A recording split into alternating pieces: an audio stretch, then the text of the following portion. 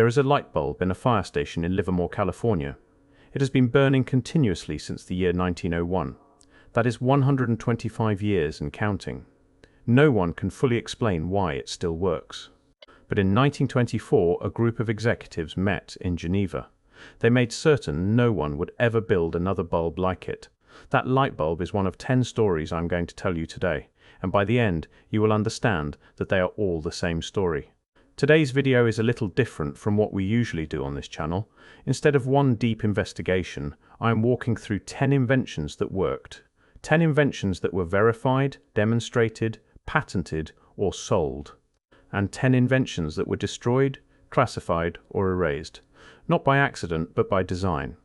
I have numbered them from 10 to 1. Number 10 is strange enough to stop you cold. Number 1 will change how you see everything you own. Number 10. In 1985, a fire broke out on a plane at Manchester Airport. 55 people died in 40 seconds. Not from the flames, from the toxic smoke. A hairdresser in Hartlepool, England, named Maurice Ward, watched the news and decided to do something about it. He had no formal training in chemistry. He made his own hair dyes and shampoos. But over months of mixing compounds in his kitchen, sometimes 20 formulations in a single day, he created something impossible. He called it Starlight.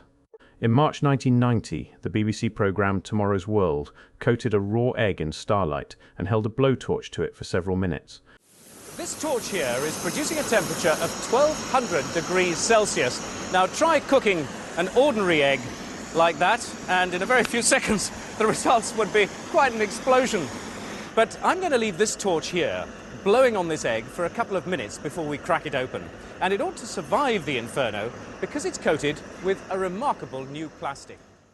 When they cracked the egg open, it was still raw and cold inside. The material had blocked thousands of degrees of direct heat. Senior British defence officials, including the chief scientific advisor to the Ministry of Defence, publicly confirmed the material's extraordinary thermal properties. Ward claimed it could withstand temperatures up to 10,000 degrees Celsius. NASA was interested. Boeing was interested. ICI, the British Ministry of Defence, multiple defence contractors, all of them came knocking. Ward refused every deal. He demanded 51% ownership. He never filed a patent because he feared reverse engineering. He died in 2011 at the age of 78. The formula, as far as the public knows, died with him. A material that could have protected aircraft, buildings and spacecraft from fire and nuclear heat. Gone. Not because it failed. Because one man would not let go of it, and no institution was willing to meet his terms. Number 9. In 1996, General Motors built the EV1. It was the first modern mass-produced electric car from a major automaker.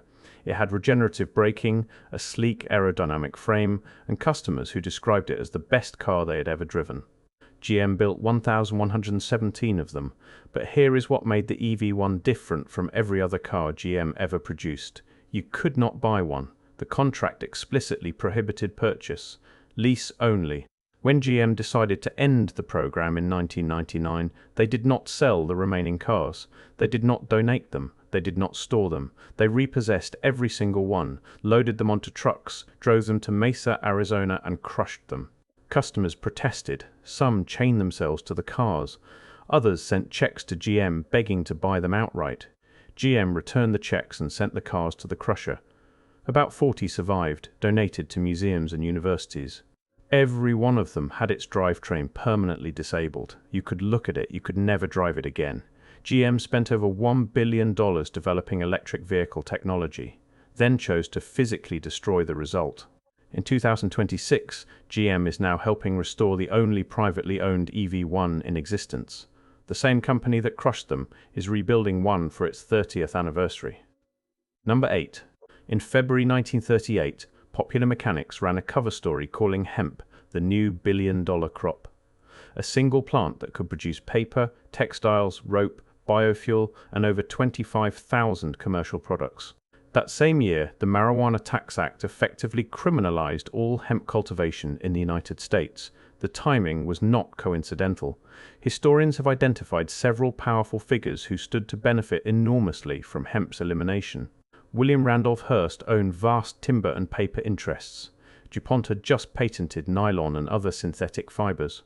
Andrew Mellon, the Secretary of the Treasury and DuPont's primary banker, appointed his own nephew-in-law, Harry Anslinger, to run the Federal Bureau of Narcotics, a billion-dollar crop destroyed in months.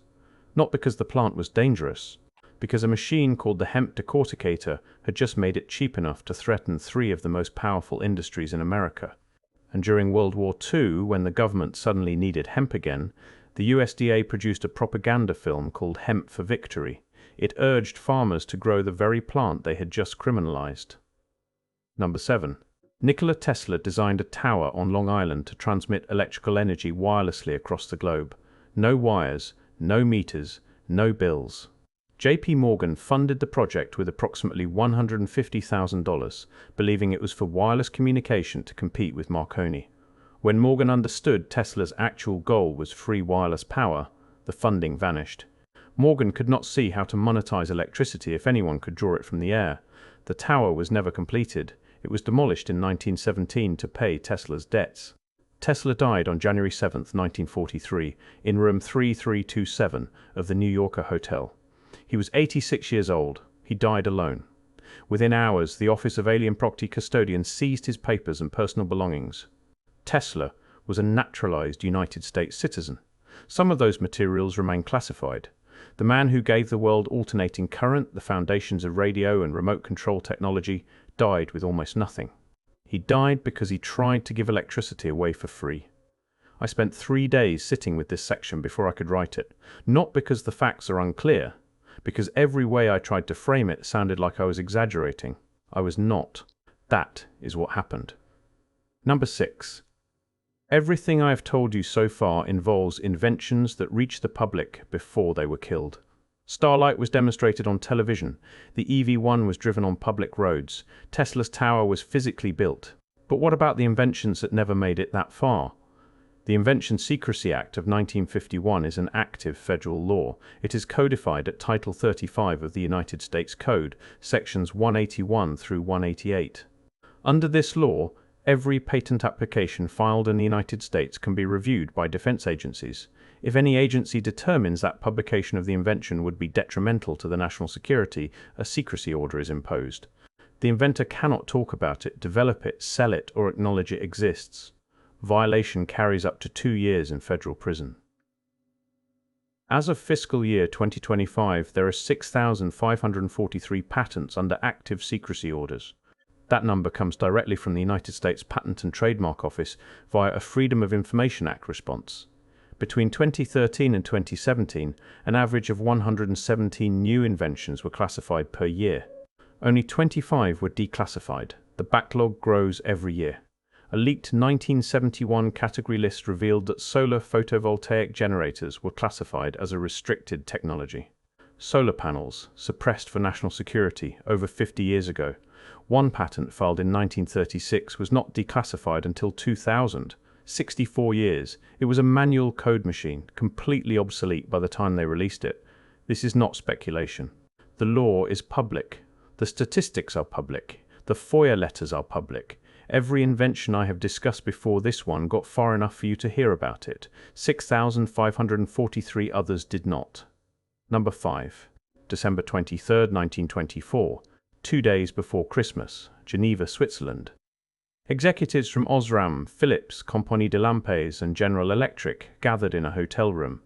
They called themselves the Phoebus Cartel, named after the Greek god of light. By 1924, light bulbs lasted between 1,500 and 2,500 hours. The cartel agreed to reduce that to exactly 1,000 hours. They did not simply make worse bulbs. They spent years engineering a bulb that reliably failed at 1,000 hours. That is harder than building a better one. Manufacturers were fined if their bulbs lasted too long. Samples were shipped to a central testing laboratory in Switzerland for verification. A graph from the Berlin Municipal Archive shows the results. Average bulb lifespan dropped from 1,800 hours in 1926 to 1,205 hours by 1934. In 1949, a United States District Court found General Electric had violated the Sherman Antitrust Act through its role in the cartel. And that light bulb in Livermore, California, the one I mentioned at the start, it was installed in 1901, before the cartel existed. It is still burning. They did not just shorten a product's life, they invented a philosophy, make it worse on purpose. Sell more. Every industry that followed learned the lesson. Number 4. Royal Raymond Rife was an American inventor who built instruments he claimed could observe and target microorganisms at magnifications beyond conventional optical limits. In 1934, he claimed to have treated 14 terminal cancer patients using specific electromagnetic frequencies. Morris Fishbein, head of the American Medical Association, reportedly tried to acquire a share of the technology. Rife refused. What followed was systematic. His laboratory was vandalized. His key research partner, Dr. Milbank Johnson, died under unclear circumstances. A 1953 report to the United States Senate Interstate Commerce Committee, known as the Fitzgerald Report, investigated the suppression of alternative cancer treatments. It found documented evidence that the AMA had obstructed competing therapies. I want to be honest about something. I cannot tell you Rife's device worked as he claimed.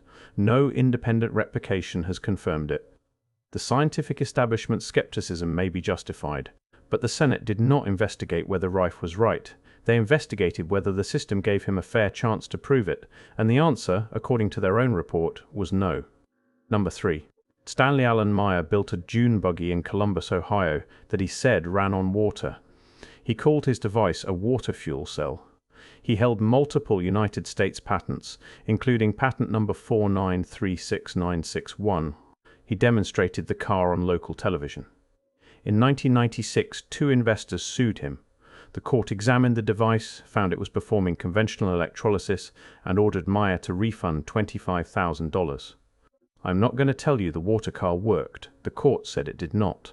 But on March 20, 1998, Meyer sat down at a Cracker Barrel restaurant in Grove City, Ohio, with his brother Stephen and 2 Belgian investors. He took a sip of cranberry juice. Then he grabbed his neck, ran outside, fell to his knees in the parking lot, and vomited violently. His brother ran to him. Meyer looked up and said, "They poisoned me." He was 57 years old. The Franklin County coroner ruled his death a cerebral aneurysm. No poison was found. Meyer had high blood pressure. That is the official record. Whether you believe it or not, a man who challenged the energy industry died in a parking lot at 57, and his last words accused someone of killing him. That sentence sits in the air whether the car worked or not. Number 2. At one time, approximately 17,000 named apple varieties existed in the United States. Today, only about 4,500 are known to survive. Just 15 varieties account for 90% of what you see in grocery stores. Across all vegetable crops, the USDA catalogues 7,262 varieties in 1903. By 1983, 94% of those specific varieties had disappeared from commercial catalogues. They were not lost to drought or disease, they were replaced. Replaced by patented hybrid seeds engineered so that harvested seeds do not produce viable new plants. If you are a farmer, you must buy new seed every year. The Plant Patent Act of 1930 made it legal to own a living organism. For 10,000 years, farmers saved seed and shared freely. That cycle broke in a single century. 3 corporations now control over half the world's commercial seed supply. The Svalbard Global Seed Vault in Norway, a bunker carved into an Arctic mountain, stores backup seeds from around the world. Its existence is an admission. What remains is fragile enough to need a doomsday backup. Former FBI agent David Benscoter now searches abandoned orchards in the Pacific Northwest looking for apple varieties thought to be extinct. Since 2014, his Lost Apple project has rediscovered over 29 varieties. He is not solving a crime. He is undoing an erasure that most people do not even know happened. Number 1. In 1932, a New York real estate broker named Bernard London published a 20-page pamphlet. It was called Ending the Depression Through Planned Obsolescence. His proposal was simple. The government would assign an official expiration date to every manufactured product: shoes, cars, buildings, furniture, clothing, machinery. After the expiration date, the product would be declared legally dead. The owner would be required by law to surrender it for government-supervised destruction. Then purchase a replacement. Force consumption to restart the economy. The pamphlet is real. It is 20 pages. It is publicly available. You can read it on Wikimedia Commons today. It was never made into law. But look around your house. Your phone slows down after 2 years. Your appliances fail just past the warranty. Your printer stops working when a chip says the ink is empty, even when it is not. In 2020, Apple paid $113 million to settle claims that they deliberately slowed older iPhones. The Phoebus cartel made light bulbs die at 1,000 hours. GM crushed cars that worked. Seeds were engineered so you cannot replant them. Bernard London did not change anything. He just wrote down what was already happening. And what has not stopped since. Every story in this video follows the same pattern. Something worked. Someone profited from its failure.